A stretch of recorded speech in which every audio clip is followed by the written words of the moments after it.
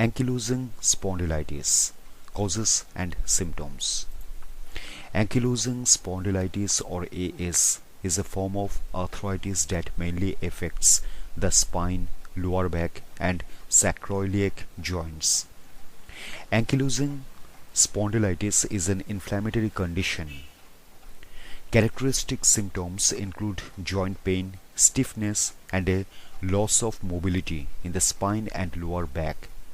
The condition involves inflammation where the ligament and tendons attach to the bones of the spine and to bones of the peripheral joints, which are known as the entheses.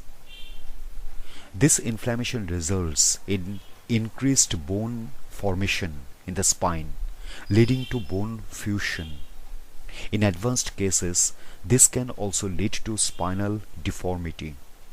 Drug treatments and physical therapy can help relieve the symptoms. This video will take a close look at ankylosing spondylitis, including the symptoms, causes and exercises associated with it.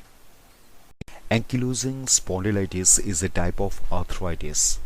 It mostly affects the lower part of the spine and the place where the spine joins to the hips, known as the sacroiliac joints. Ankylosing spondylitis can be difficult to diagnose, but this condition has a particular pattern of pain symptoms, and the changes are usually visible in X-ray and MRI scans. Males are more likely to develop ankylosing spondylitis than females. The condition tends to be milder when it does occur in females, which also makes it harder to diagnose. According to the Spondylitis Association of America, symptoms usually begin between the ages of 17 to 45 years. However, they can also develop in children and people who are much older. There is currently no cure for ankylosing spondylitis, but certain drugs can help manage the pain and inflammation. Physical therapy can also relieve pain and prevent or delay limitations and decreased mobility. Symptoms. The most common early symptoms of ankylosing spondylitis are pain and stiffness in the lower back, the hip area, or both. These symptoms may occur over the course of several weeks or months. Over time, these symptoms may spread to other areas of the spine and can affect the spinal joints of the neck. Some people have mild pain that comes and goes, while others have severe, long-lasting pain. Everyone with ankylosing spondylitis is likely to experience flares, which is when the symptoms worsen, and periods of remission, which is when the symptoms improve. The main symptoms of ankylosing spondylitis affect the spine and lower back, causing pain, stiffness, a loss of mobility. The pain is usually worse during rest and during the night, and it can interfere with restorative sleep. Moving around can generally improve pain levels. However, the inflammation and pain are not confined to the spine. Ankylosing spondylitis can also affect other parts of the body. This includes the areas around other joints such as the ribs, shoulders, knees, ankles, feet and tendon insertions at the heel, top of the shin bone in the lower leg, Achilles tendon. Ankylosing spondylitis can cause bony fusion or ankylosing, which refers to an overgrowth of bones at the joints. This can make it difficult to carry out everyday tasks. In some cases, it can also restrict the movement of the chest and make it hard to breathe. Ankylosing spondylitis is a systemic condition. People can experience constitutional symptoms of fatigue, which refers to a feeling of being tired and lacking energy.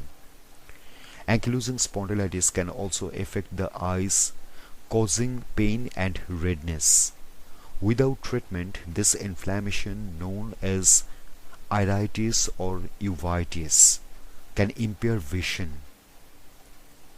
Other systemic complications and signs of the condition may include neurological, cardiovascular, and pulmonary changes.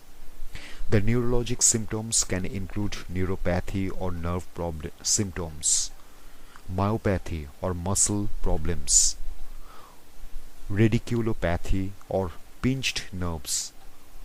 The cardiovascular system effects can involve inflammation of the aorta, aortic valve disease, ischemic heart disease. Lung of pulmonary involvement can cause interstitial lung disease, fibrosis, and difficulty breathing due to chest wall restricting that the ankylosing of joints in the spine causes. The exact cause of ankylosing spondylitis remains unclear, but the early symptoms result from inflammation in parts of the lower spine, with new bone growth. As a result of the inflammation, permanent damage and fusion can occur. However, doctors do not yet know why this chronic inflammatory process occurs in people with ankylosing spondylitis.